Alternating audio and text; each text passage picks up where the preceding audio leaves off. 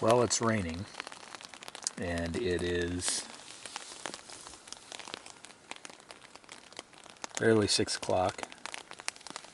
So thankfully we got dinner made and got the tent set up, and pretty much everything's protected. It'll pause for a little bit, and then it just lets a light sprinkle, just enough to get us wet. So here we are in the tent. Here's my intrepid hiking partner. He's all covered up and fast asleep.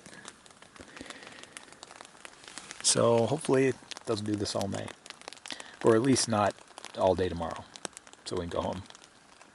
Got about 6 miles tomorrow to get out back to the Jeep. So, but thankfully, like I said, we ate, we're dry, so we're just waiting it out.